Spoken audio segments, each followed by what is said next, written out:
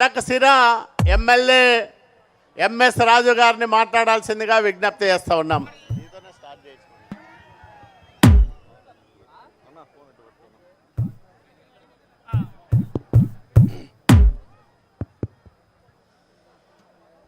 కడపలో జరుగుతున్న మహానాడుకి లక్షలాదిగా తరలి వచ్చిన తెలుగుదేశం పార్టీ కుటుంబ సభ్యులకి, కార్యకర్తలకి శిరస్సు వంచి నమస్కారం చేస్తూ, కడప జిల్లా దద్దరిల్లేలా ప్రపంచవ్యాప్తంగా ఉన్న తెలుగుదేశం పార్టీ సానుభూతి పరులు, కార్యకర్తలు టీవీలో చూసి గుండె ఆనందోత్సవంతో ఉంటే, వైఎస్ఆర్ కాంగ్రెస్ పార్టీ వాళ్ళకి ఈ జన సునామీని చూసి గుండెపోటు వచ్చే విధంగా టీవీలు పగలగొడతా ఉన్నారని చెప్పి ఇప్పుడే స్క్రోలింగ్స్ వస్తా ఉన్నాయి. కడప జిల్లా దద్దరిల్లిపోతా ఉంది. తెలుగు సింహ గర్జన కడప నడి బొడ్డున జరుగుతా ఉంది. తెలుగు జెండా, తెలుగుదేశం జెండా రెపరెపలాడుతా ఉంది. ఎన్నో మహానాడులు జరిగాయి. ఈ మహానాడు ఒక దుర్మార్గమైనటువంటి పరిపాలన అందించినటువంటి జగన్మోహన్ రెడ్డి గడ్డ మీద తెలుగు సింహ గర్జన చూడ్డానికి. జగన్మోహన్ రెడ్డి ఒకవైపు చూడు, కడప వైపు కడప అడ్డ, తెలుగుదేశం గడ్డ అని అనే విధంగా ఎటువైపు చూసినా నలువైపులా జన సునామీని తలపించే విధంగా జనసంద్రమైనటువంటి కడప మహానగరాన్ని ఒక్కసారి చూడండి అని చెప్పి సందర్భంగా తెలియజేస్తూ, విశ్వవిఖ్యాత నట సార్వభౌమ నందమూరి తారక రామారావు గారు ఏ ముహూర్తాన పసుపు జెండా పెట్టాడో, ఏ ముహూర్తాన తెలుగుదేశం అని నామకరణం చేశాడో, ఆ రోజు నుంచి ఈ రోజు వరకు తెలుగు రాష్ట్రాల్లో తెలుగుదేశం పార్టీ చరిత్ర స్థిరస్థాయిలో ఉండే విధంగా, తర్వాత ఆంధ్రప్రదేశ్ ముఖ్యమంత్రిగా, ఉమ్మడి ఆంధ్రప్రదేశ్ ముఖ్యమంత్రిగా తెలుగుదేశం పార్టీ ఆత్మగౌరవాన్ని ప్రపంచ స్థాయికి తీసుకెళ్లినటువంటి మన ప్రియతమ నాయకుడు గౌరవ ముఖ్యమంత్రి చంద్రబాబు నాయుడు గారు అనేక కష్టాలను ఎదుర్కొని దుర్మార్గమైన 5 సంవత్సరాల పరిపాలనలో చంద్రబాబు గారిని సైతం ఇబ్బంది పెట్టినా ఎక్కడ అధైర్యపడకుండా 75 సంవత్సరాల వయసులో 20 సంవత్సరాల యువకుడిగా పార్టీని నడిపించినటువంటి మనందరి ప్రియతమ నాయకుడు నారా చంద్రబాబు నాయుడు గారు దుర్మార్గమైనటువంటి పరిపాలనలో, ప్రశ్నిస్తే హత్యలు చేస్తున్నటువంటి సందర్భంలో, ప్రశ్నిస్తే కేసులు పెడుతున్నటువంటి సందర్భంలో, అన్ని వర్గాల ప్రజలు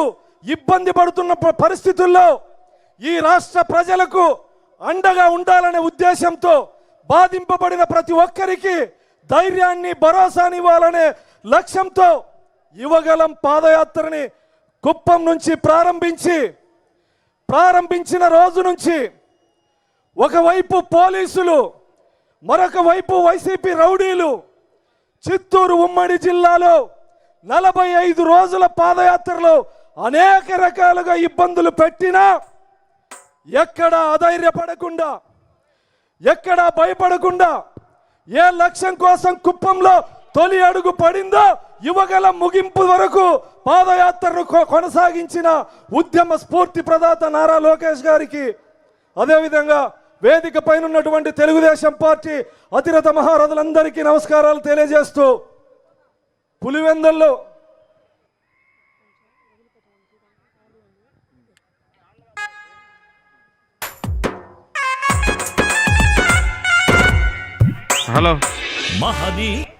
మహిళలందరినీ ఇటువైపు పంపించవలసిందిగా విజ్ఞప్తి చేస్తాం. అక్కడ ఉన్నటువంటి పోలీస్ అధికారులు కానీ లేదా తెలుగుదేశం పార్టీ వాలంటీర్లు కానీ మహిళల్ని ఈ ముందు వరుసలోకి పంపించవలసిందిగా విజ్ఞప్తి చేస్తా ఉన్నాం.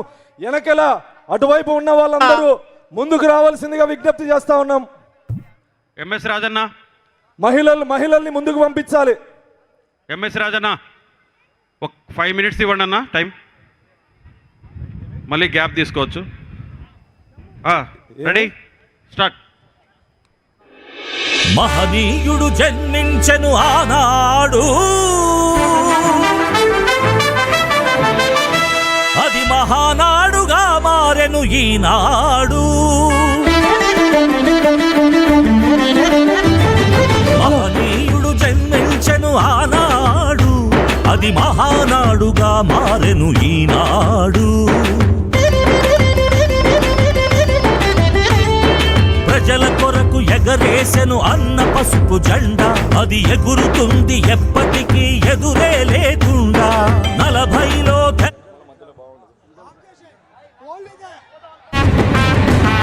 80లో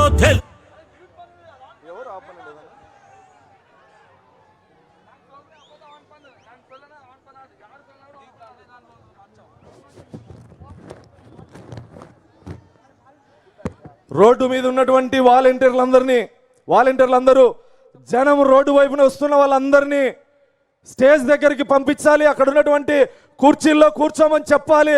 పోలీస్ అధికారులకు విజ్ఞప్తి, అక్కడ ఉన్న వాళ్ళందరినీ వాళ్ళకి కేటాయించిన సీట్ల వరకు పంపించాల్సిందిగా విజ్ఞప్తి చేస్తా ఉన్నాం. వాలంటీర్లు, పోలీస్ అధికారులు రోడ్డు మీద వచ్చేటువంటి తెలుగుదేశం పార్టీ కుటుంబ సభ్యులందరినీ వాళ్ళకి కేటాయించినటువంటి సీట్ల దగ్గరికి పంపించవలసిందిగా విజ్ఞప్తి చేస్తా ఉన్నాం. గత 5 సంవత్సరాల్లో అన్ని రంగాల్ని నిర్వీర్యం చేశారు. వ్యవసాయ రంగాన్ని ఎంత స్థాయిలో నిర్వీర్యం చేశారంటే, పులివెందుల నియోజకవర్గంలో ఒక చీనీ రైతు జగన్మోహన్ రెడ్డి గారి ప్రభుత్వంలో మద్దతు ధర లేదు, ఇది దుర్మార్గమైనటువంటి పరిపాలనని వీడియో తీసుకొని ఆత్మహత్య చేసుకున్నారంటే గతంలో రైతుల పరిస్థితి ఎంత దారుణంగా ఉండేదో ఒక్కసారి ఆలోచించుకోవాలి. ప్రమాణ స్వీకారం రోజు గొప్పగా చెప్పాడు, రైతుల్ని ఇబ్బంది పడనివ్వను, ధరల స్థిరీకరణ నిధి ఏర్పాటు చేసి 1000 కోట్ల రూపాయలు బడ్జెట్ కేటాయించి మద్దతు ధర టమోటా రైతులకి, సీనీ రైతులకి, ఆక్వా రైతులకి, అన్ని వర్గాల రైతుల్ని ఆదుకుంటానని చెప్పినటువంటి జగన్మోహన్ రెడ్డి చరిత్రలో రైతు ద్రోహిగా మిగిలిపోయాడని సందర్భంగా తెలియజేస్తా ఉన్నా. అదేవిధంగా బీసీలని రాజకీయంగా అనగదొక్కి హత్యలు చేసి దాడులు చేసినటువంటి దుర్మార్గుడు, దళితులనైతే చంపి డోర్ డెలివరీ చేసినటువంటి దుర్మార్గుడు. ఇక్కడే పులివెందుల్లో జగన్మోహన్ రెడ్డి గారి నియోజకవర్గంలో నాగమ్మ అనే ఒక దళిత మహిళని అతి కిరాతకంగా అత్యాచారం చేసి హత్య చేస్తే ఇక్కడ ఉన్నటువంటి కడప జిల్లా నాయకులు, నేను, అనిత గారు అక్కడికి వెళితే ఎంత దుర్మార్గమైనటువంటి పరిపాలన అంటే, దళితులైన నా మీద, అనిత గారి మీద ఎస్సీ ఎస్టీ అట్రాసిటీ కేసు నమోదు చేశాడంటే భారతదేశంలో అంత తుక్లక్ ముఖ్యమంత్రి జగన్మోహన్ రెడ్డి లాగా ఎవరు లేరని సందర్భంగా తెలియజేస్తూ, ఒకరు కాదు, ఇద్దరు కాదు, అన్ని రంగాల ప్రజలు, అన్ని విధాలా ఉన్నటువంటి అధికారులు, ప్రభుత్వ ఉద్యోగులు అందరూ జగన్మోహన్ రెడ్డి పరిపాలనలో బాధింపబడినటువంటి వాళ్ళే. మీరు చూస్తూ ఉంటారు, ఐఏఎస్లు, ఐపీఎస్లు జగన్మోహన్ రెడ్డి గారిని నమ్మి పనిచేసినందుకు ఈరోజు ఊచలు లెక్క పెడతా ఉన్నారు, జైళ్ళకు పోతా ఉన్నారు. అదే చంద్రబాబు నాయుడు గారు ముఖ్యమంత్రిగా ఎప్పుడున్నా అధికారులు ఢిల్లీ స్థాయిలో అవార్డులు తీసుకునేటువంటి పరిస్థితి ఉంటే, సిగ్గులేని జగన్మోహన్ రెడ్డి గారి గవర్నమెంట్లో ఐపీఎస్ అధికారులు ఏ రాష్ట్రంలో కూడా జైలుకు పోలేదు. జగన్మోహన్ రెడ్డి గారి పరిపాలనలో అవినీతికి జగన్మోహన్ రెడ్డి ఇష్టం వచ్చినట్లు చేసినటువంటి అధికారులు ఈరోజు జైలుకు పోయేటువంటి పరిస్థితి. ఈరోజు స్వర్ణాంధ్రప్రదేశ్ ముఖ్యమంత్రిగా బాధ్యతలు తీసుకున్నటువంటి ముఖ్యమంత్రి గారు ఒకవైపు సాగునీటి ప్రాజెక్టులు, ఒకవైపు పరిశ్రమలు, మరొక వైపు రాజధాని నిర్మాణం అన్ని శరవేగంగా పరుగులు తీస్తా ఉన్నాయంటే ఖచ్చితంగా రానున్న 4 రోజుల్లో భారతదేశంలో ఆంధ్రప్రదేశ్ అగ్రభాగాన ఉంటుందని చెప్పి సందర్భంగా తెలియజేస్తూ, కార్యకర్తలు ఎన్నో వ్యయ ప్రయాసాలు గూర్చి తెలుగుదేశం పార్టీ మీద, పసుపు జెండా మీద, చంద్రబాబు నాయుడు గారి మీద, లోకేష్ గారి మీద ఉన్న నమ్మకంతో నైట్ అంతా జర్నీ చేసి వచ్చిన అలుపు లేకుండా జెండా ఎగరేస్తున్నటువంటి తెలుగుదేశం పార్టీ కార్యకర్తలకి మరొక్కసారి శిరస్సు వంచి నమస్కరిస్తూ ముగిస్తున్నా. జై భీమ్, జై చంద్రబాబు, జై నారా లోకేష్.